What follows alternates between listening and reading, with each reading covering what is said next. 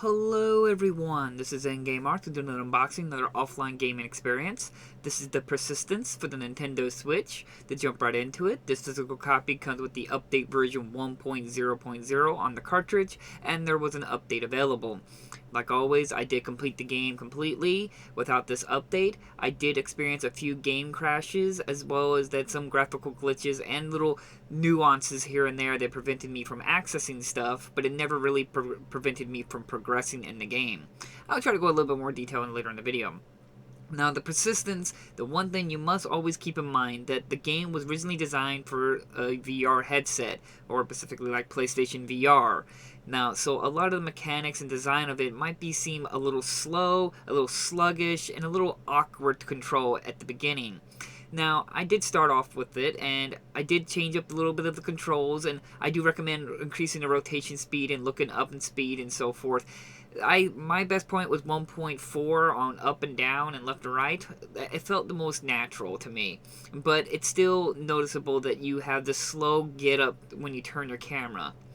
Now, other little things like the game will automatically pick up items automatically. You just look at it and it'll pick it up automatically and open doors. Some might like this. Some might get irritated when they might actually open a door when they didn't mean to, because it just looking at it will open up the door when you look at the little green sphere.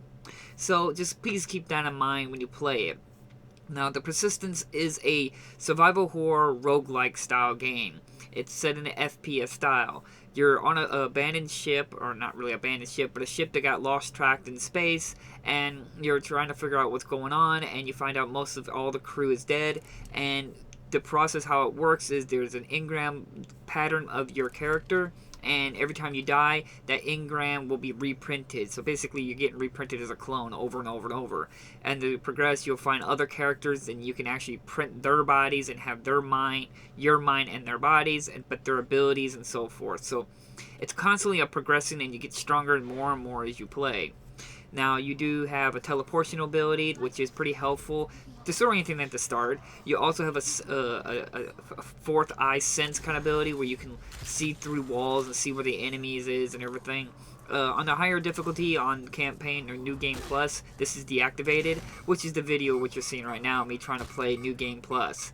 It's actually a pretty challenging, hard game. Some might be a little annoyed how difficult the game can be, as well as that, as I said, the sluggishness of it, like backing up is really slow. But as I said, if you take time and a little effort and through it, I think you might find yourself actually kind of enjoying the game. It's not a fully polished or well-preserved experience, don't get me wrong. There's a lot of annoyances and how cumbersome it can be, but overall, I felt it was like a pretty good roguelike FPS style game.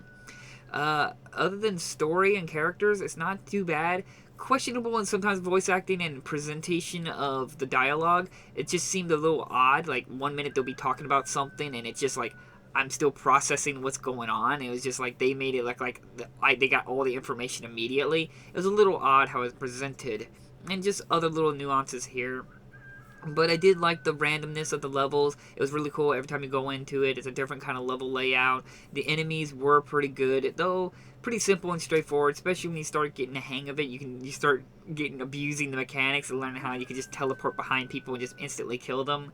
Like I said, you start getting the hang of it, and it's always keep in mind it was a PlayStation VR game, so they had to make enemies slower, environmental slower, and gameplay slower in case people were getting disoriented from the constant motion. It's just something to keep in mind. Now, other than like that, I did truly enjoy the game and completed it. The only biggest flaws I can think of is like the bugs. I did have the game crash like 2 or 3 times on me, which makes this harder is the fact that the game will not save until you move to the next level. So if you're like near the entrance to leaving this level, the game crashes on you, you'll have to replay all that level all over again. As well as some of the HUD items wouldn't pop up, like how many bullets I had in my gun. They wouldn't have little ammo counter. The store in the game sometimes locked me out. I couldn't access it. I just had to go to a different store. It's just some things like that. It just prevented me. It didn't prevent me from progressing, but it did cause annoyances for me. And it's just something to keep in mind when you're playing it. Maybe the update will fix a lot of these issues, but as I said, I don't update my games. I play what's on the cartridge or disc. Now, please keep in mind this is available on PlayStation 4 I've seen ones that say required, some says compatible, and some call it just a game, a VR game. So I chose the Switch version just to be 100% safe, since I know the Switch didn't have a VR, so I figured I'd just play that and see how it is. And there's not a whole lot of FPSs on the Switch, so I'm kind of glad I picked it up for this one. So I do recommend it. In my personal opinion, for maybe not a too expensive game, I think you might get a good experience out of this game if you can just take the time to learn the controls and so forth. And that's the next thing. I almost forgot. One thing a little bit annoyed me. You can remap the button layout in the game. Like, instead of their custom set button layout, you can customize your own button layout, which is really good.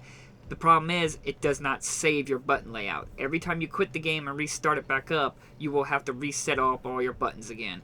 This was a little annoying. I don't know why they didn't allow you to save it, but that's just how it is on that. But overall, I actually had a good time. The game is excessively hard on New Game Plus, so please keep that in mind. But overall, I had a good time with this game. I think it's one of those little bitty little Nintendo Switch, or maybe possibly PlayStation 4, if it's can be played without the VR headset, that might be surprised. And I think the game could be pretty fun with a VR headset if you have one. So, like always, I try to leave links down in the description if you're Insta copy. I say definitely look into it. If you can get it on the cheap, like $15, $20, then you got a good few hours if you can commit to learning the controls and mechanics of the game. So, thank you all for watching, and I'll see you guys in the next unboxing video. Bye-bye!